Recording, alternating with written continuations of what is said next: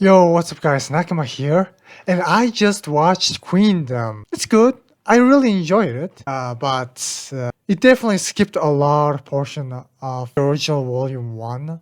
I think, yeah, in this video you can see here that it's actually an hour long, and I distinctly remember RWBY Volume 1 was actually 1 hour and 15 minutes long. The changes they made to the story is definitely interesting on a few parts, and I do like the new additional scenes. What I do have to say right off the bat though is that, yeah, as I expected, I didn't exactly think it's going to be a remaster. I mean, this could be considered an attempt at remaster, but nah, it's definitely not very recommendable to non-RWBY fans.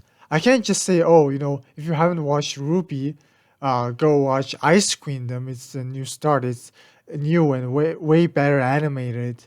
It's like it's a remaster. No, I just can't say that simply because RWBY Volume 1 is really good. Especially the fight cinematography that Monty animated and everyone else worked on, like, didn't age at all. And this anime has its own very cool fight scenes, has some very mid to bad looking scenes. Also, obviously, I really like the character designs. You definitely think about certain aspects when you like look at the models more. Like, why are their foreheads so big? Oh my god! Like the faces are kind of small and the foreheads are so big. I mean, I kind of get used to it because that's a lot of anime, but in this specific anime, its art style, it's very apparent. And also, yeah, I think one of the biggest advantages the anime has is hindsight. So you can have scenes like these where it was originally placed on Volume 3, but now it's like the first scene ever. And I think it works rather well. As well as this scene, we don't see Klein early on. And they also gave context to the actual fight that goes on here. Like, it's adapting the white trailer, and there is also adaptation of the black trailer, which is understandable because black trailer is arguably the most story-heavy trailer. I think Jax's characterization is definitely different. In the original, he was very fruity, very sly, and very politician-like. Very charismatic, but also very manipulative. Whereas, yeah, in this scene, he definitely looks like a JoJo character, and he definitely acts. He kind of almost feels like a protective of Weiss. Doesn't want her to be a warrior. Looks like a very tough love type of father, but we clearly know it's not just tough love. Like, I'm also wondering how they're going to adapt all the other sections, because this might come up as an actual contradiction to the events of Volume 4 and 5, especially with Adam too. Yeah, this fight scene is not bad. It looks really fluid on its own. It's actually quite impressive. Yeah, that's the beauty of 2D animation. But it's a lot more dynamic, and there's also a lot of freedom when it comes to making the characters go off proportions. I still kind of don't understand how sometimes it feels like it's dropping frames. Yeah, it's not as fluid as 3D animation. Yeah, this anime definitely benefits from hindsight. Like, I think the writers might have planned for Jux winter, maybe even midly. I mean, they may or may not. I don't specifically know. But the one problem with 3D animation is that you have to create models for every character. Yeah, they're using the Naruto run, which is hilarious. Yeah, the voice acting in this anime is actually really good. Because in the red trailer, Adam's voice was weird. I definitely also think the microphone they used might have been faulty. Might have been different from one another a bit in the trailer, whereas here it's kind of cool. Like, it's really professional. Yeah, this line is definitely strange. Yeah, it's implying that Weiss in this version is a glass cannon, But I also don't know how consistent they're going to be with this. Spoilers, being consistent to power levels is kind of difficult in any story. Now, am I going to compare this to the original Volume 1? No, not really. And if you want me to compare and actually want my opinion, the original is better. Like Monty's style, the 3D animation, and like the way Monty animates so well done. And this is good on its own, but like I definitely like Monty's more probably. And one difference between Ice Queendom and the original is that Jeff Williams is a fucking genius. Where's Mirror Mirror? Where's From Shadows? Like the sound, the music they played, the instrumentals are not bad. It's actually kind of cool. But yeah. I mean, it kind of looks cheap, but yeah, it works, I guess. Yeah, they definitely like skipped a lot of portion or wasn't trying to be like completely badass like in the Black trailer. Yeah, Adam's voice actor is it has such a like manly like deep voice because Adam in the original is like the more the story goes on in Volume 6, he just sounds like an angry teenager, which he is. Yeah, he sounds like a true Chad manly man, like a 30-year-old man here.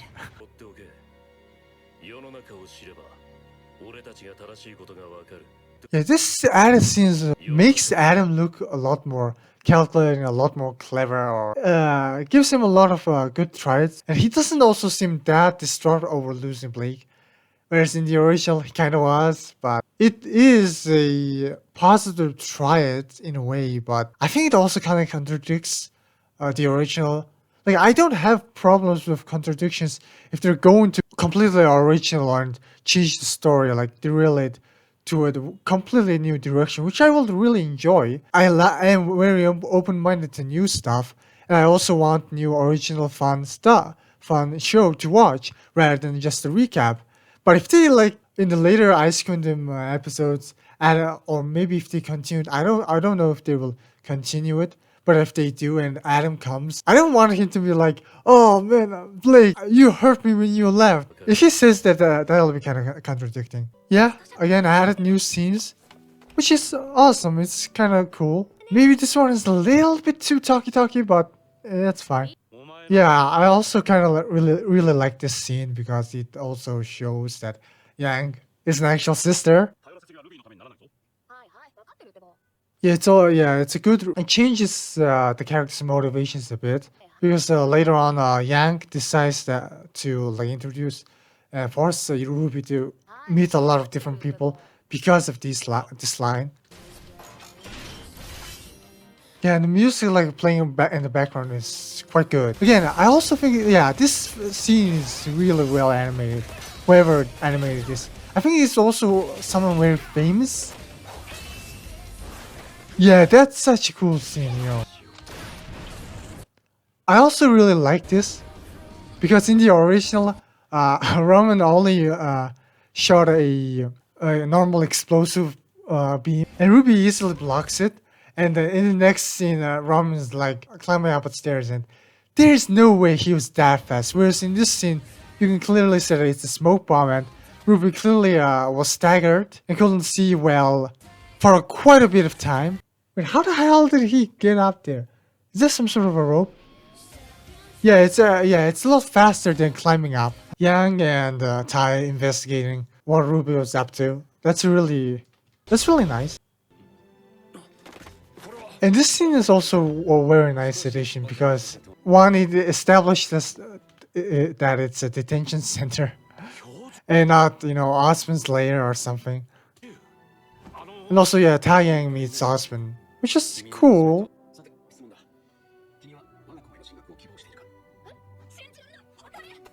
Oh man, like she doesn't eat any of the cookies. That's so lame.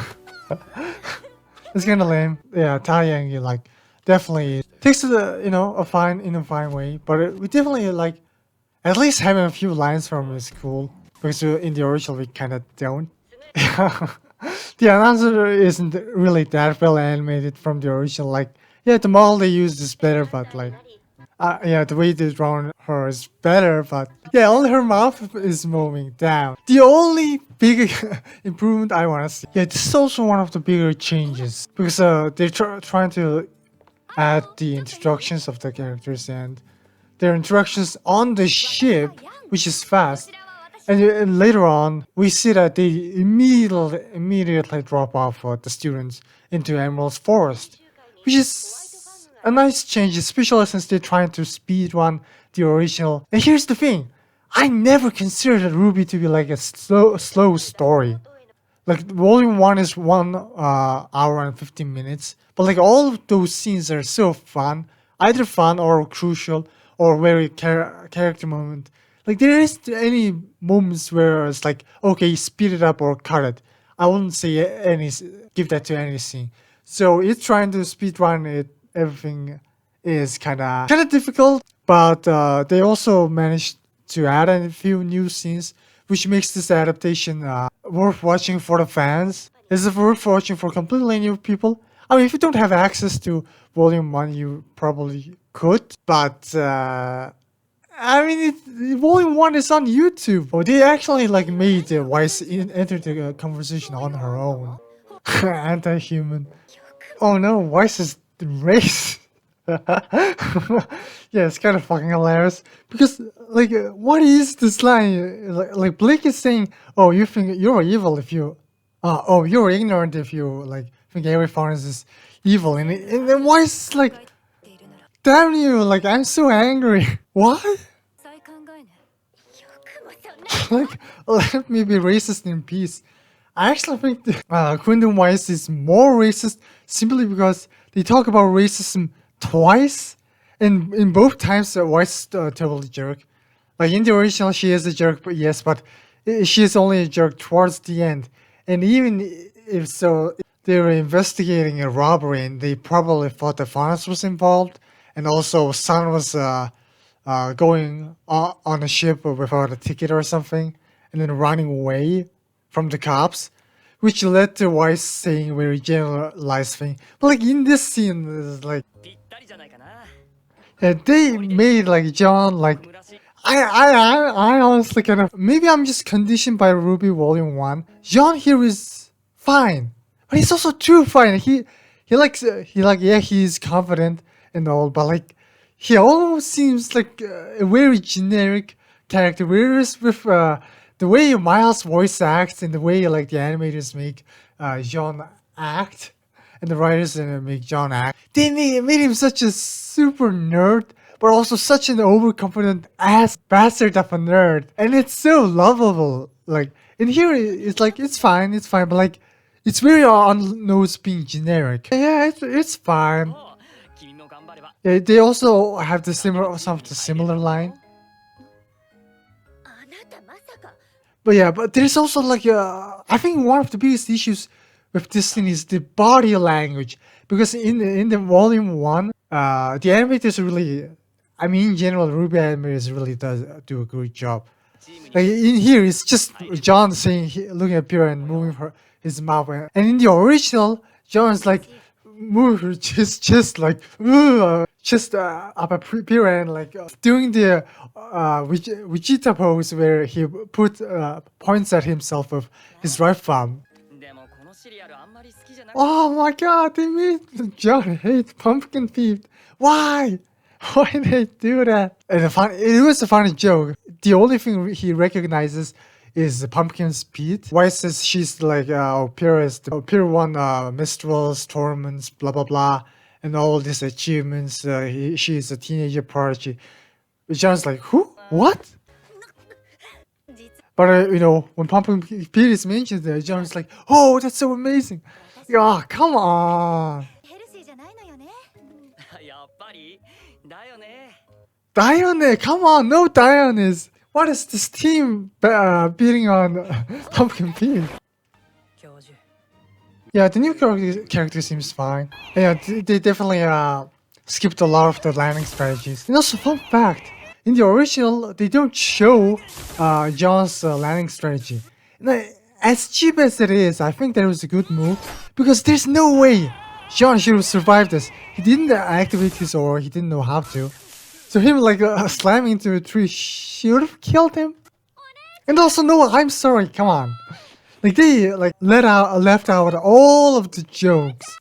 They definitely like streamlined all of this. Yeah, they made the show professional, but like that's kind of boring because like when I watched RWBY Volume 1, what I really liked about the show was that it doesn't take it takes itself seriously when serious moments happen, obviously, but also they managed to convince that hey, these characters are all very fun and you want to hang around with them. Or there's just so many little tidbits where little love touches. Yeah, I kind of was wondering why this scene is certainly so creepy. It's explained later on. I think this was the point where the Dream Grim manages to enter John and Vice's bodies. Loved the sound effect on that. Yeah, they definitely did not put more effort into the I'm going to get so scene. John Pierce scene is skipped. Which is fun, you know, they're trying to speed run. Oh my god, like, some of the animation here is not very great. Like, look at this. Oh, yeah, this scene, they're not moving at all. Look twice. Like, the background is literally with her. Couldn't someone just, like, make the background move? Oh, it's not. It looks very bad. Also, yeah, they're not moving as fast. Look at this, they're not even moving, like, are they walking? They're definitely not running. Yeah, I definitely prefer the original. Nice proof physics there. Yeah, like the way the Grim is defeated, kinda generic. And also, like, how does that even work? Like, Nora's normal hit isn't that strong. And the original also, like, is crazy.